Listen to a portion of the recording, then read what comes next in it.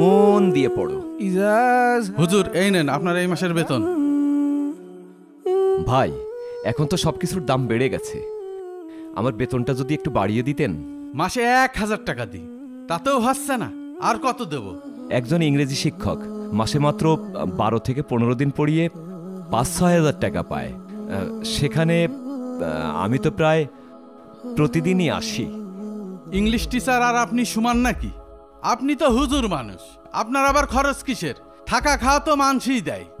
আমাদেরও তো পরিবার আছে, সন্তানাদি আছে, তাদের পেছনে তো খরচ করতে হয়। হুজুর মানুষ হয়ে এত টাকা টাকা করা ঠিক না। আর দিন যত যাচ্ছে আপনারা তত লোভী হয়ে যাচ্ছেন। আর আপনারা এত টাকা পয়সা দিয়ে করবেনই বাকি, এর থেকে আর 1 টাকাও বাড়াতে পারবো না। এতে পড়ালি পড়ান, না হলে অন্য জায়গায় যান। মার মার মার। ঠিক আছে রাব্বি, হ্যাঁ পড়তে আসো। হুজুর, আপনি এত দেরি করে আসলেন কেন? ওস্তাদের সাথে এমনভাবে কথা বলতে হয় না। চলো পড়ার টেবিলে চলো। হুজুর, পড়ার সময় তো শেষ, আমার এখন পড়তে ভালো লাগছে না, আমি এখন খেলতে যাব। না না, এখন পড়তে হবে। পড়া শেষ করে তারপরে খেলতে যাবে। না, আমি পড়বো না। আপনি পড়ার সময় পড়াতে না এসে খেলার সময় পড়াতে আসছেন কেন? তুমি তো খুব বেয়াদব দেখছি। আমি কোথায় বেয়াদবি করলাম? আপনারই তো দোষ। এখনো ওস্তাদের মুখে মুখে তর্ক করছো? বড়দের কিভাবে সম্মান করতে হয় শেখোনি? ওস্তাদেরও তো সময় মতো পড়াতে আসতে হয়, এটা আপনি শেখেননি? আপনাকে আমার আব্বু মাসে মাসে অনেক টাকা দিয়ে আমাকে পড়াচ্ছে, আর আপনি দেরি করে আসছেন। আমি এই কথা বলে বেয়াদব হয়ে গেলাম? চুপ করো, আর একটা কথা বলবা না। বেয়াদব ছেলে কোথাকার। আসো পড়তে আসো। প্রতিদিন খালি দেরি করে পড়াতে আসে। হ্যাঁ, প্রায় তুমি বেয়াদবি করো। তোমার মতো হাজার হাজার ছেলে মেয়ে আমি ম্যানেজ করেছি। পড়ো, মন দিয়ে পড়ো। আপনি আমাকে ধমক দিলেন। আব্বুর কাছে বলে আপনার 12টা আমি বাজাচ্ছি। আব্বু, হুজুর আমাকে মেরেছে। আব্বু, আব্বু, আব্বু, কি হয়েছে বাবা? আমার বলতে ভয় লাগছে, হুজুর আমার গায়ে হাত দিয়েছে। কি? হুজুরের এত বড় সাহস? চল আমার সাথে। এই তুই আমার ছেলের সাথে কি করেছিস না? আপনি এমন ভাবে কথা বলছেন কেন? আমি কি করেছি? কি করেছিস এখন বুঝতে পারছিস না? তুই আমার ছেলের সাথে ফাজিল কোথাকার। আমার বের করে দাও। ভাই, না জেনে বুঝে কি সব উল্টাপাল্টা কথা বলছেন? আমি সবকিছু জানি। তুই আমার ছেলের সাথে ফাজলামি করেছিস, ওর গায়ে হাত তুলেছিস। এই ছেলে, তোমার সাথে আমি কি করেছি?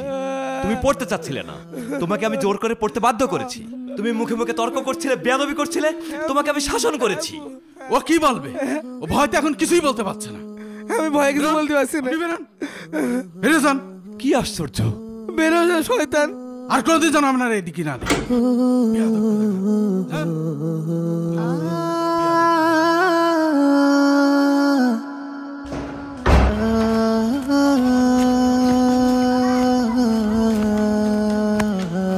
কিরে, ওটা তো আমার বড় হুজুরই মনে হচ্ছে। হুজুর আসসালামু আলাইকুম। ওয়ালাইকুম আসসালাম। আব্দুল্লাহ, কেমন আছো বাবা? জি হুজুর, আলহামদুলিল্লাহ ভালো আছি। হ্যাঁ, আপনি কেমন আছেন? আলহামদুলিল্লাহ, আমিও ভালো আছি। এখন কোথায় পড়াশোনা করছো? আমি ওই যে জামিয়াতুল উলমিয়া মাদ্রাসা আছে না, ওখানে পড়াশোনা করছি। মাশাআল্লাহ, আলহামদুলিল্লাহ। ভালো করে পড়াশোনা করো, আর সব সময় বড়দের সম্মান করবে।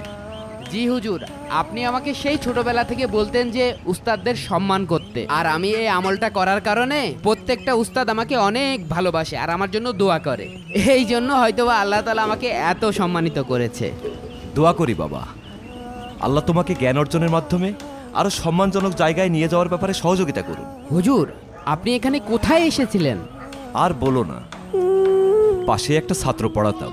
আজ হঠাৎ করে ওর বাবা আমাকে খুব অপমান করে কাল থেকে আসতে নিষেধ করে দিলেন। কি যে করব বুঝতে পারছি না। হুজুর, এখনকার পোলাপানরা উস্তাদদের সম্মান করতে জানে না, সাথে সাথে এদের পিতামাতাও এই ব্যাপারে অনেক উদাসীন। হুজুর, কিছু মনে না করলে আপনার জন্য একটা মসজিদের ব্যবস্থা করি। এই পাশে একটা মসজিদ আছে, ওখানে একজন ইমাম সাহেব লাগবে। আপনি চাইলে ওখানে খেদমত করতে পারেন।